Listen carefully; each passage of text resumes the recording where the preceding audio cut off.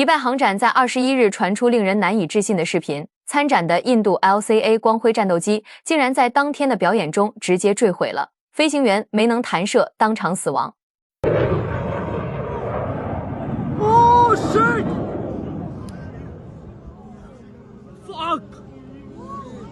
哇，这个炸了，那个印度的光辉炸了。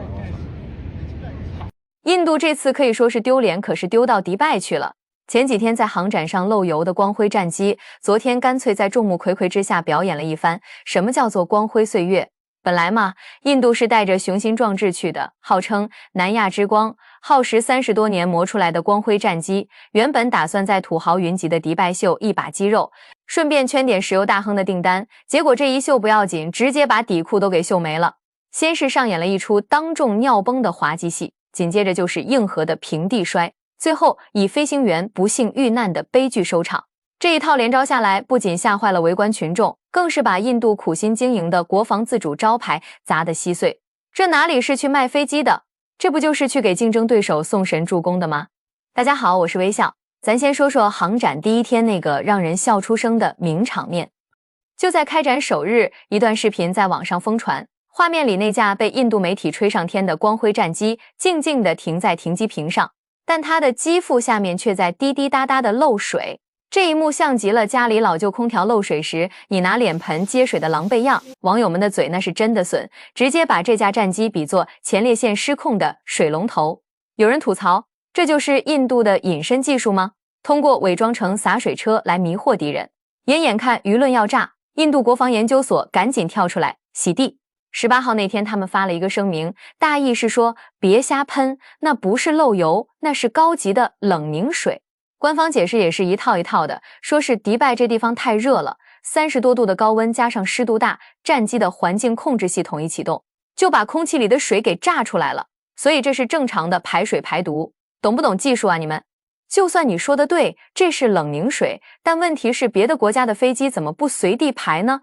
怎么就你家光辉水量这么充沛，非得让水直接滴在众目睽睽之下，还得靠地勤拿纸袋去接？这工业设计的细节处理简直是粗糙的令人发指。如果说漏水只是丢了面子，那接下来的事儿就是真的要了命。就在水风波刚过去4天，也就是当地时间11月21日下午，迪拜航展的最后一天，悲剧发生了。这本该是光辉战机的压轴表演，结果却成了他的绝唱。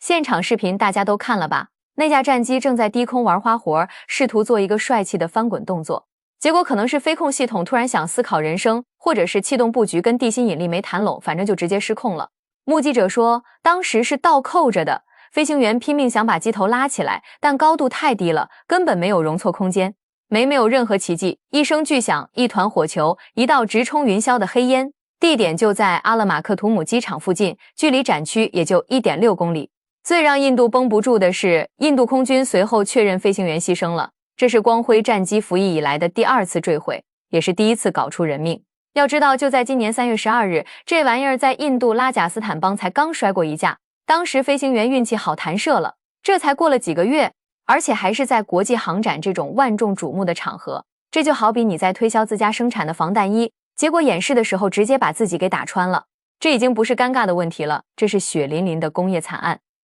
随后，印度空军通过官方账号证实了这起事故，并称要进行调查。参加航展的人员拍摄的视频显示，进行表演的光辉战斗机在进行小半径筋斗动作时，未能及时拉升高度，径直撞向了机场外围的荒漠地带，瞬间腾起滚滚烈火与浓烟。此次事故不仅对航展活动造成冲击，更引发了外界对印度国产 LCA 战机安全性及可靠性的深入审视。从现有信息及航空事故发生一般规律分析，导致此次坠毁的可能原因主要集中在2个方面：一是机载雷达高度指示系统存在校准误差或功能性故障，导致飞行员对真实高度的误判；二是飞行员在承受高过载机动时发生意识丧失，致使飞行操控中断。雷达高度表示战机在低空，特别是进行特技飞行时的关键仪表之一。它向飞行员提供相对于地面的精确高度数据。在小半径筋斗这类对高度极其敏感的特技动作中，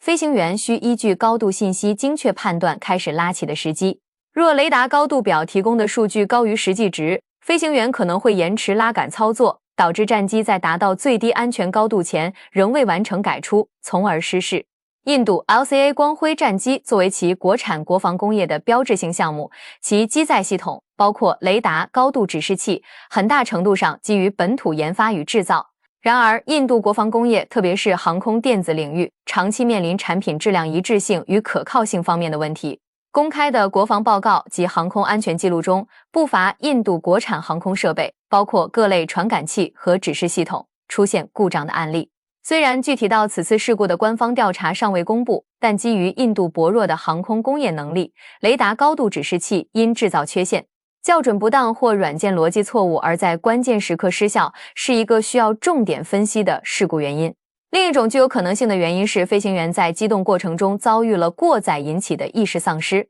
小半径筋斗是一个典型的高过载机动。飞行员在动作过程中需要承受高达6G 的持续性正过载及2G 的侧向过载。如此巨大的过载会阻碍血液向大脑的正常输送。一旦抗过载措施未能完全生效，或飞行员自身生理状态存在瞬时波动，极有可能导致飞行员在数秒内失去知觉。结合此次事故中 LCA 直到最后一刻才出现拉起动作，说明飞行员很可能在准备拉平的过程中因过载达到峰值而丧失意识。战机因无人操控而继续保持原有轨迹或进入不可控状态，在低空环境下留给恢复意识或自动安全系统介入的时间窗口极为短暂，坠毁几乎不可避免。迪拜航展的坠毁事故不仅给印度空军的国际形象蒙上阴影，更可能影响 LCA 的出口前景。对于各国空军而言，战机的可靠性远比国产标签更重要。此次事故将让潜在买家重新评估印度军工的技术实力。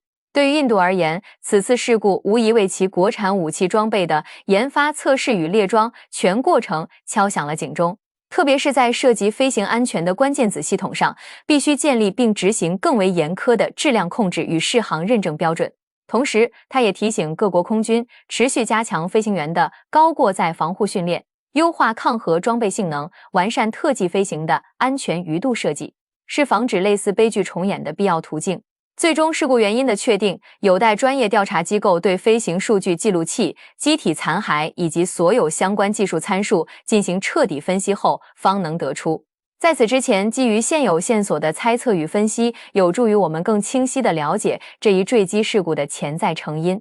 光辉战机项目最早是1983年批准的。1983年啊，朋友们，那个时候我们国家还在骑28大杠。结果呢，这架飞机直到2016年才正式服役，整整33年。33年是个什么概念？咱们中国的歼10、歼20都换代了，它还在那儿磨洋工。导致这种局面的罪魁祸首就是那个大名鼎鼎的印度斯坦航空公司 HAL。 这家公司在军迷圈里可是大名鼎鼎的头号毒瘤，因为它是印度国内唯一的独苗，一家独大，完全没有竞争压力，导致了它的办事效率低到令人发指。当年以色列帮印度搞一个系统升级，报价5800万卢比，大概就是个良心价。结果印度斯坦航空公司一报价，张嘴就是 1.28 亿卢比。好家伙，中间商赚差价也不是这么赚的吧？直接翻倍还带拐弯的。除了 HAL 这个拉胯的队友，印度军方也是个奇葩甲方。在研发过程中，那群坐办公室的今天想加个这功能，明天想改个那参数，